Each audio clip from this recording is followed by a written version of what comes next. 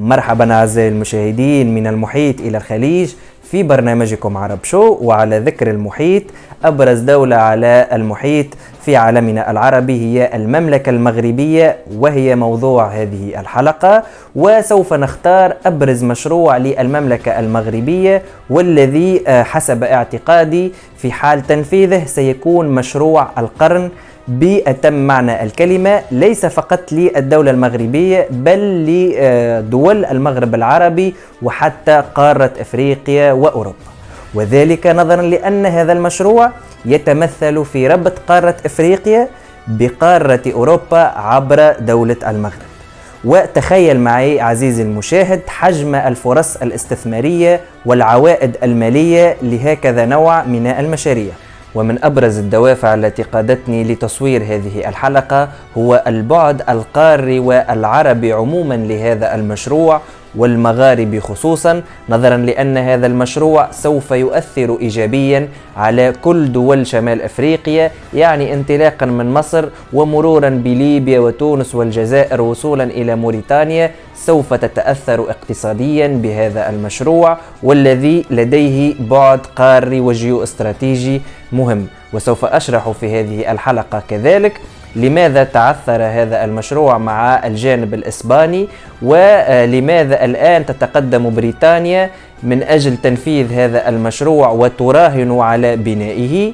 إذن سوف نطرح الآن أهم نقاط الإشكال في هذه الحلقة، والتي سوف نجيب عنها تباعا. أولا، ما هي الأهمية الاستراتيجية والاقتصادية والسياسية لهذا المشروع للمغرب، وكيف سيساهم في تدعيم اعتراف الدول في العالم بمغربية الصحراء. وأنا أعتقد سواء بهذا المشروع أو بغيره هي صحراء مغربية، ولا أدعم أي حركة انفصالية في وطننا العربي، بل أدعم توحيد الدول العربية في دولة واحدة. وأي مشروع انفصالي أنا ضده مهما كانت أسبابه. بالإضافة إلى هذا سوف نتطرق إلى الدور البريطاني الذي سوف يكون هو الرئيسي في بناء هذا المشروع، وتطور العلاقات في الثلاث سنوات الأخيرة بين المغرب وبريطانيا. وأنا حقيقة تفاجأت من هذا التطور الملفت، ودوافع بريطانيا من أجل الحرص على نجاح هذا المشروع، وهذا ما يهم الأشقاء المغاربة، خصوصا وأن هنالك تساؤلات تقول أن بريطانيا تقول هذا الكلام فقط من باب الدبلوماسية، وليست أفضل حتى من إسبانيا حتى تقوم بهكذا مشاريع. وسوف أجيب عن هذه التساؤلات وغيرها، خصوصا الناحية الاقتصادية والنفوذ الذي سوف يكتسبه المغرب بتمام هذا المشروع، وكيف سيصبح قوة إقليمية، بل وسوف يصبح اقتصاده من أكبر الاقتصادات، ويمكن أن يدخل على قريب إلى منظمة العشرين، يعني G20 كأكبر 20 اقتصاد في العالم. كل هذا وأكثر بعد هذا الانترو.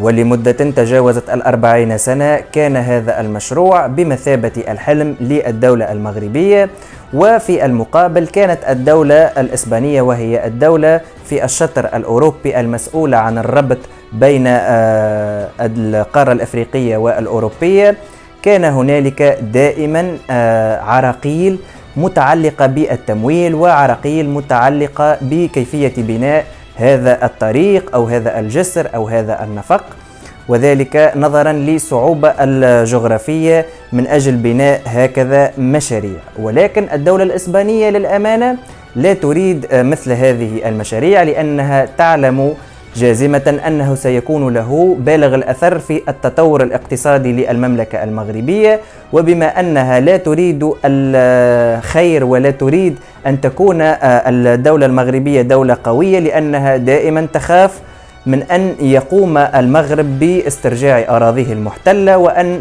حتى يعيد سيناريو الأندلس، نظرا لأن الإسبان بصفة عامة إن سألتهم عن أكثر دولة يمكن أن تهدد استقرارهم في المستقبل سيقولون بدون تردد المملكة المغربية.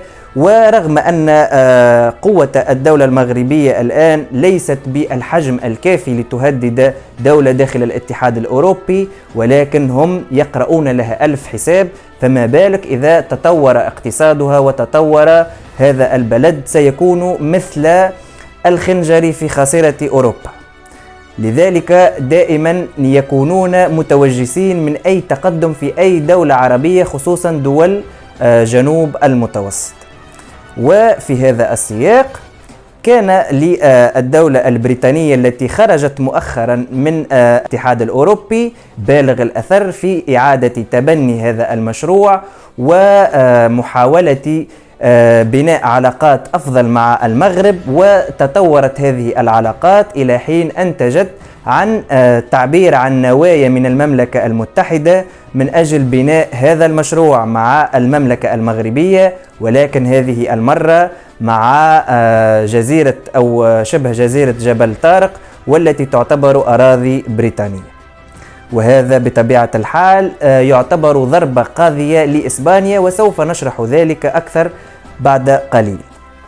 وأفادت صحيفة دياريو دي كادت أنها يمكن للمملكة المغربية ربط جسر أو طريق أو نفق أو كما يمكن أن يكون هذا المشروع بطول بين 28 كيلومتر كأقل تقدير، وأكثر تقدير حوالي 38 كيلومتر لهذا الربط، وذلك بتكلفة يمكن أن تصل إلى 9.4 مليار دولار. وهذا المشروع تبنته كذلك العديد من خبراء المختصين في هذا المجال وأفادوا بإمكانية تحقيقه، ومن أبرزهم المعهد الفيدرالي السويسري للتكنولوجيا أفاد بأن شركة هيرنينغ نيكد يمكنها أن تقوم بمثل هذه المشاريع نظرا لأنها متخصصة في أهم أنفاق العالم. وهذا يعطيكم فكرة أن مثل هذه المشاريع ممكنة التحقق، خصوصا كذلك في ظل وجود بعض المشاريع المماثلة، ومن أبرزها النفق الذي بني تحت خط البحر بين فرنسا وبريطانيا بطول 51 كيلومتر، يعني أطول من المشروع الذي يعزم أن يتم بناؤه بين المغرب وجبل طارق. بالإضافة إلى وجود جسر القرم والذي يربط شبه جزيرة القرم بروسيا بطول يتجاوز 19 كيلومتر، والذي تم بناؤه في أقل من 4 سنوات، وهذا رقم قياسي. وبالتالي وجود هذه المشاريع العملاقة المماثلة لمشروعنا موضوع هذه الحلقة موجودة فعلا، وبالتالي يوجد إمكانية كبيرة أن يتم بناء هذا المشروع في السنوات القليلة القادمة.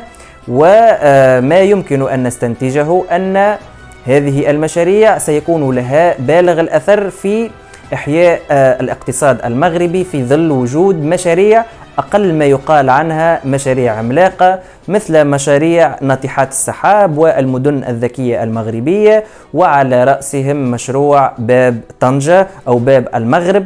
وهذا المشروع حسب اعتقادي يعتبر من أكبر مشاريع شمال أفريقيا المستقبلية. وبعد الاطلاع على هذه اللمحة التاريخية يتبادر الآن إلى ذهننا لماذا بريطانيا تتبنى هذا المشروع، ولماذا تعتبر من الدول القلائل التي لديها القدرة على تنفيذ هذا المشروع. وسوف نستعرض كذلك تطور العلاقات البريطانية المغربية في ال4 سنوات الفارطة وحجم تطورها. وننطلق بيوم 5 يونيو سنة 2018 حينما زار وزير الخارجية المغربي سيد ناصر بوريتا وزير الخارجية حينها بوريس جونسون قبل أن يصبح رئيسا الوزراء فيما بعد.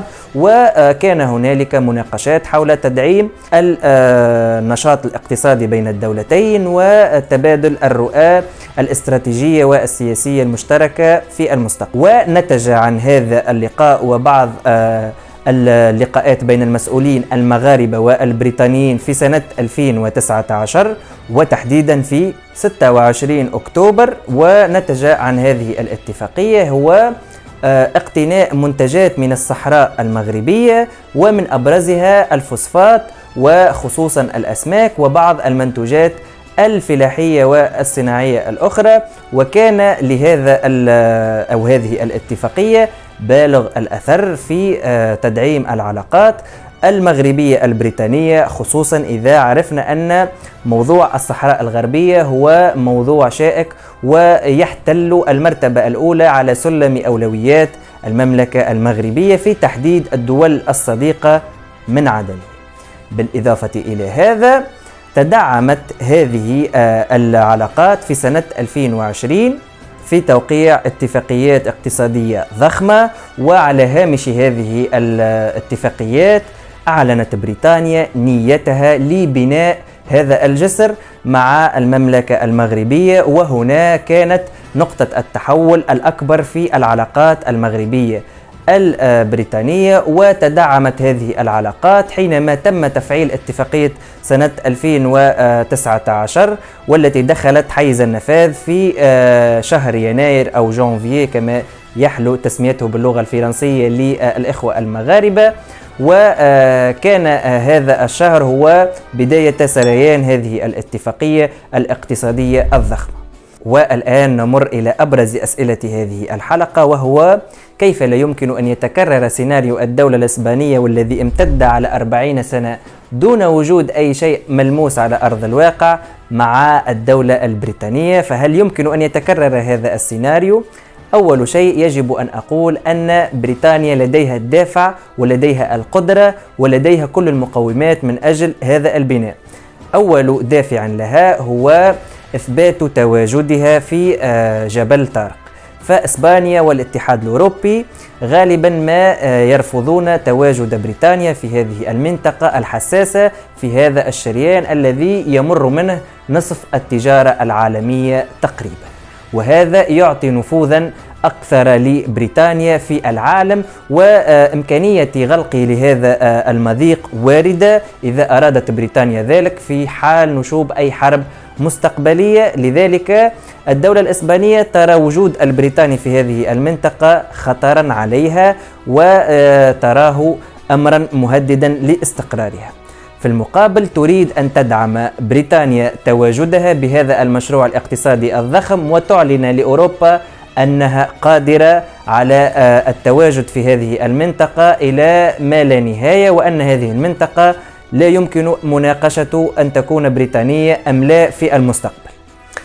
بالإضافة إلى هذا يجب أن نذكر أن هذه المنطقة كانت لدى المسلمين على مدة تتجاوز 800 سنة، وخسرها المسلمون أثناء خسارتهم الأندلس عموما في أواخر القرن الخامس عشر.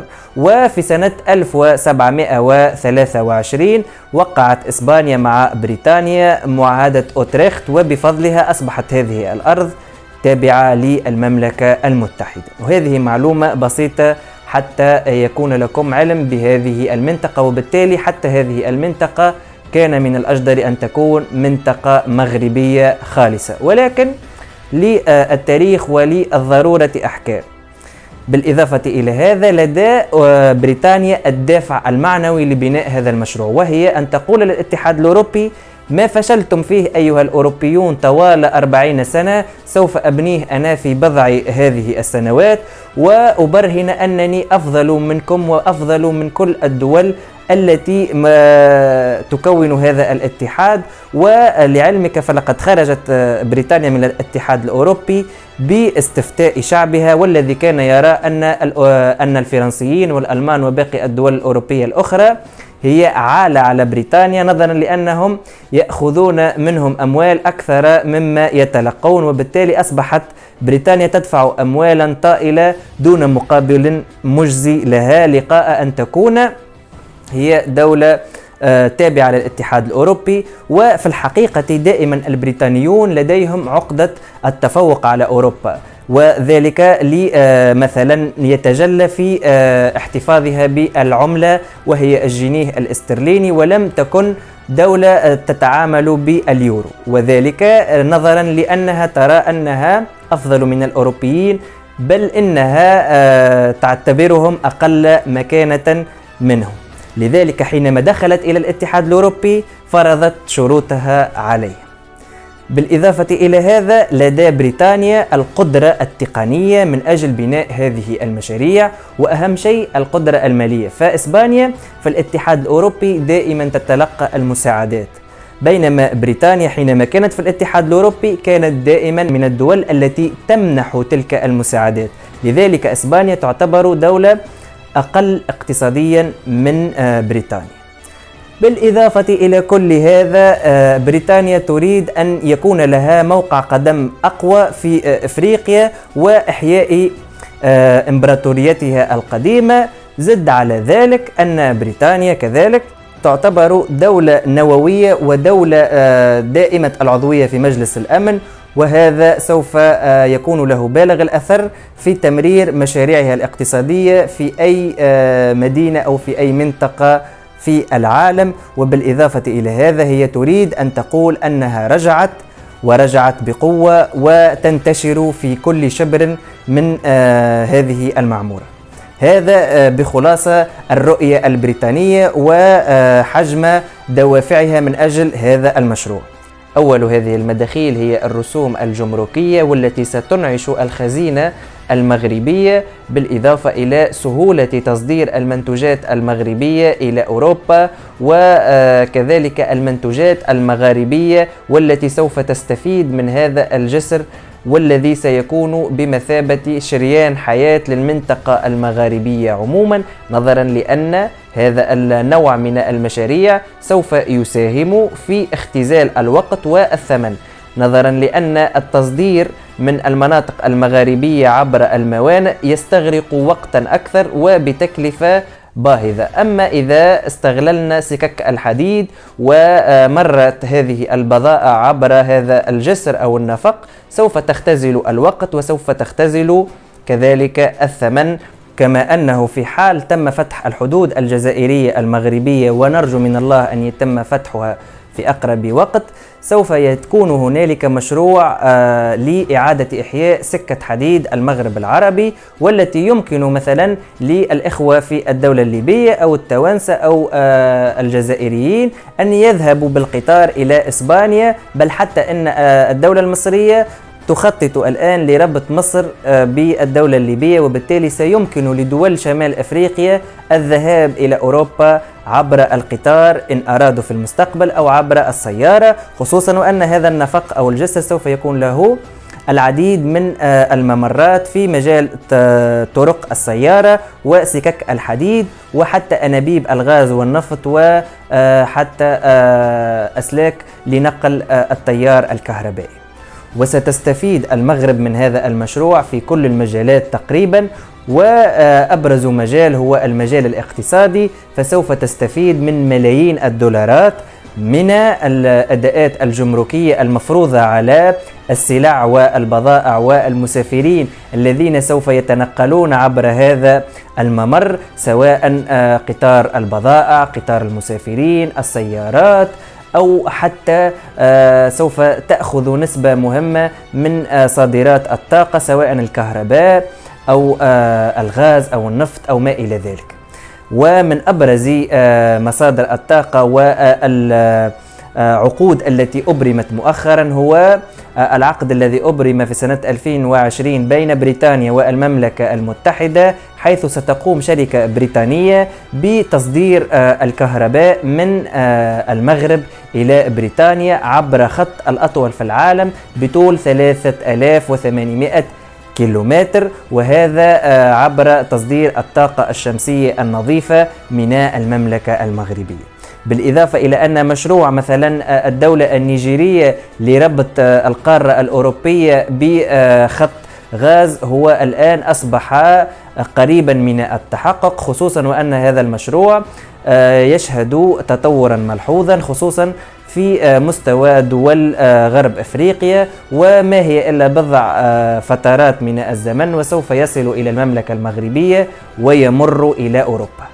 وبالتالي سوف تصبح المملكة المغربية متحكمة بدرجة كبيرة بمصادر الطاقة التي تمر إلى بريطانيا والاتحاد الأوروبي، وهذا سوف يعطيها زخما اقتصاديا ونفوذا سياسيا كبيرا. هذا النفوذ السياسي بدأت ملامحه تتجلى، فلقد سارعت بريطانيا وأمريكا وحتى بلدان الكومنولث تقريبا بأسرها إلى الاعتراف بمغربية الصحراء الغربية، ونحن الآن ما زلنا في بداية هذه المشاريع الطاقية الواعدة.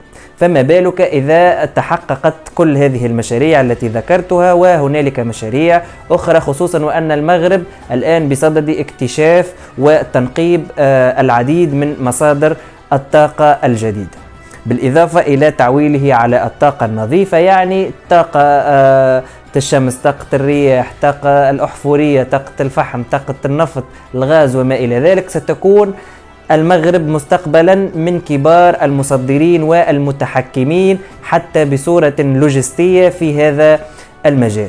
يعني روسيا الآن التي تتحكم في الغاز في أوروبا سوف يقل تأثيرها، وستصبح المغرب مع الجزائر، ولا ننسى الدولة الشقيقة للدولة التونسية والمغربية وهي الجزائر.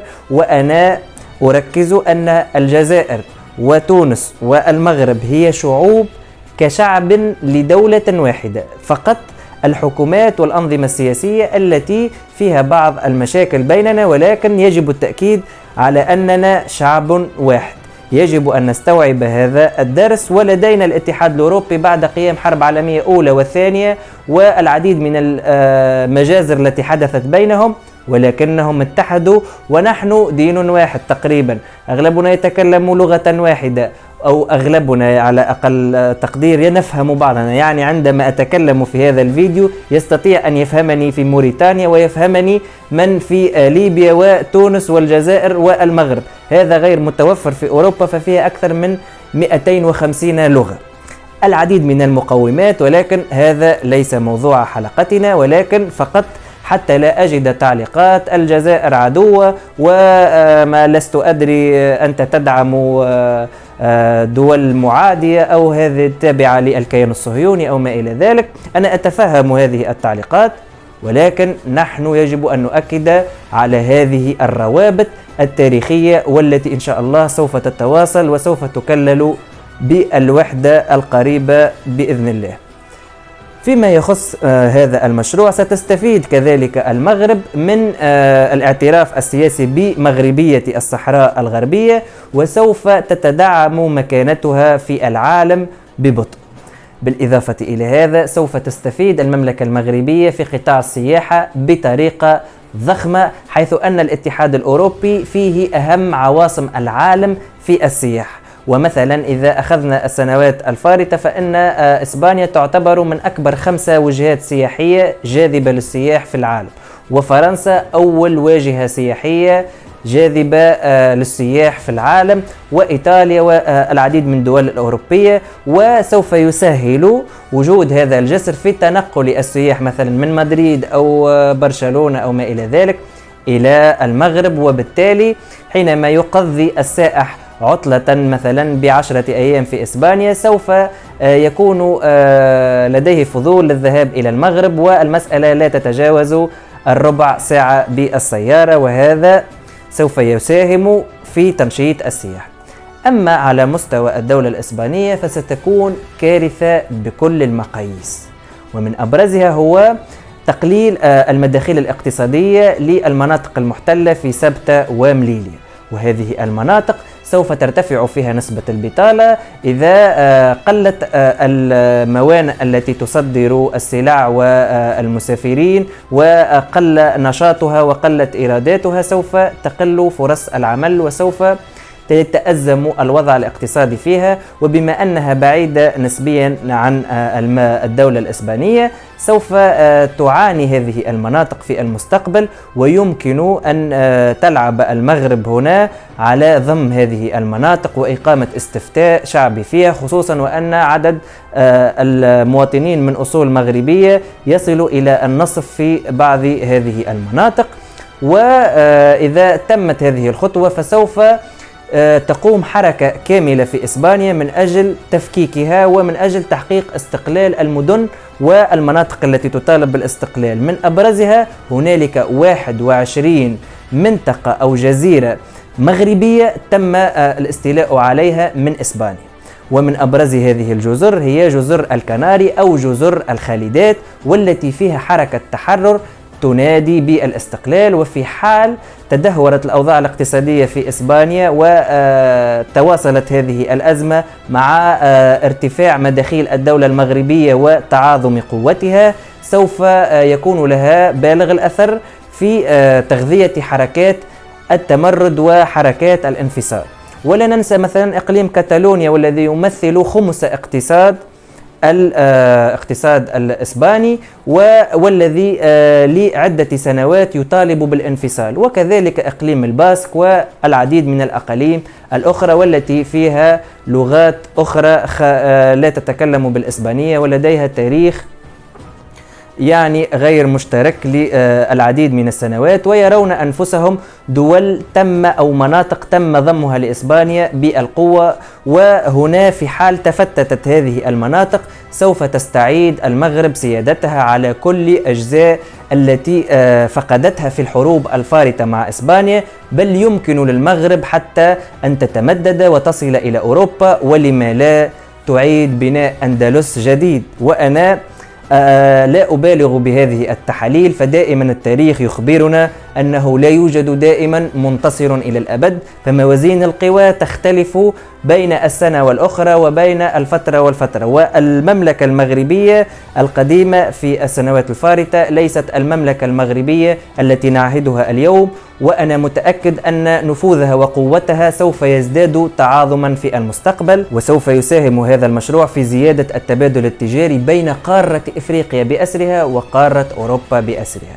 وهذا سوف يكون له العديد من التداعيات لإحياء مشاريع قومية ضخمة، من أبرزها ربط نيجيريا مثلا بالمملكة المغربية عبر سكة حديد تمر عبر 11 دولة إفريقية، بالإضافة إلى إحياء طريق المغرب العربي للقطارات والطرق السريعة إن شاء الله لما لا في المستقبل. وستصبح المغرب حقيقة هي جسر عبور كل إفريقيا نحو أوروبا، وأوروبا كاملة سوف تمر من المغرب لتصل إلى كل إفريقيا.